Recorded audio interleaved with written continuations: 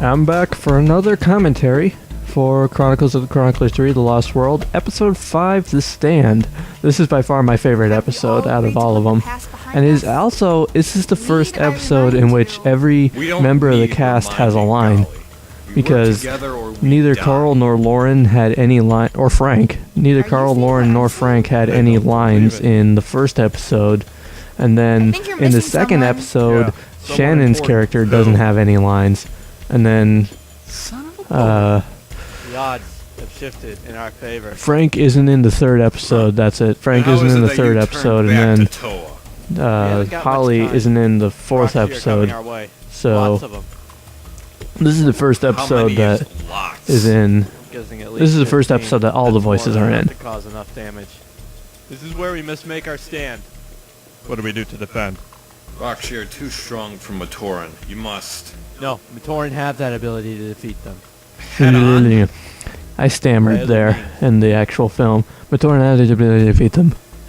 Wait, you want us to bring the monument down? Exactly, Naparu. Tahu. I'm guessing right, Makuta himself will be honest before the night's over. Are you sure? No. Takua is meant to be the leader of the Toa. There was going to be like a little bit of a subplot in the original intended script. It never made it into the final script, but there was going to be a bit of a struggle between Tahu and Takua over who was supposed to be the leader. Because before Takua became a Toa, Tahu was the leader. But after Takua became a Toa, he became the leader. And I thought it would be better for Tahu's character to kind of have a bit of an argument and think that he ought to be the leader. But that never made it into the script past. Never made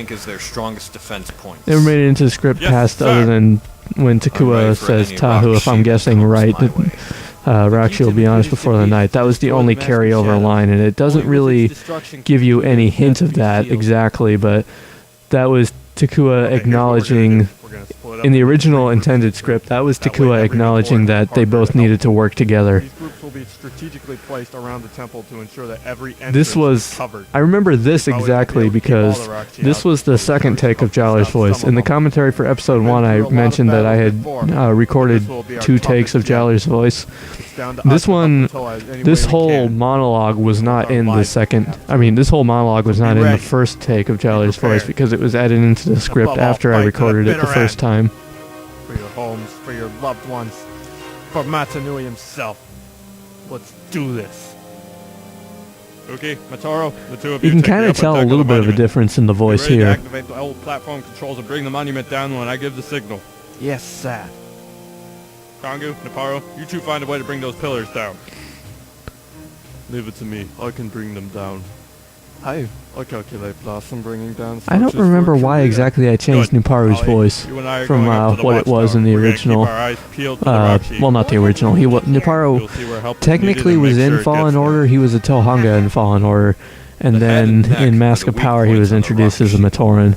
Be aware that the larger ones without spines are more dangerous than the ones that have them. One of the reasons this is my favorite episode is because I love all the things that were done with the lighting. 15 Rakshi at once. All the silhouettes and the glowing eyes. That was that gives us an advantage. It was something that I tried so hard to do, and I'm glad that it really looked as good as it did. Because filming it, I just was not sure. Assume your positions. Be ready.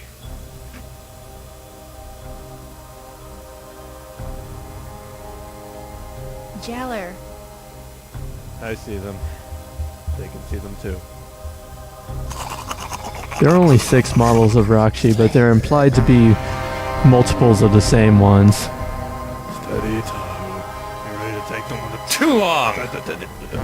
Frank didn't understand that line at first, because he was like, too long? What? He didn't understand what the context was, because he didn't read the context. I'm just teasing. But he didn't understand it's in the bloopers. Frank and Shannon had the funniest bloopers out of everybody. Well, it better work. It will work. Don't worry. This scene was complicated to get the effects right for. Not good. What? The Roxy are heading straight for Huki and Matoro. What should we do? You stay here. I'm going down to warn them. Ziplining was a thing that was included in the first season's script, but just looked terrible when I tried to film it, and so it was omitted. I revisited it here because with the lighting in darkness, it hid most of the shoddiness. Can't fight the Roxy now. And yes, it is true. It is true that Matoran can fight and kill Roxy. It's just that Tahu doesn't believe it. This is a scene that just kept growing because No. I wanted it to actually be a really short death sequence and not really drawn out Hollywood death sequence. But I felt that the emotions were just completely wrong, and I reshot it, made it longer, kept recording more and more panics, stuff like all the Jaller having a hard time breathing were added in later, and Takua's panicking reactions were added in later too. I think this was maybe, it's gonna sound really bad with me saying it right now, but I feel like that was my strongest acting performance ever. And I feel kind of bad about it at the same time, because it's just a voice. I feel really awkward saying that in general, because I don't want to sound like I'm like patting myself on the back or anything. I just I'm not really that great of an actor.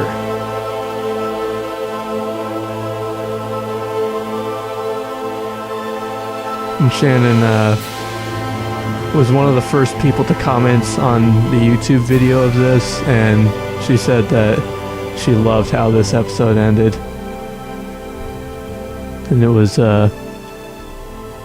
I wasn't sure about it. I mean, I knew that it would probably be a good place to end the episode, but it just there was a little bit of doubt. Anyway, I'll see you next time when we do the final episode, and we'll see about that. I don't know why I just said there. We'll see about it. What does that mean?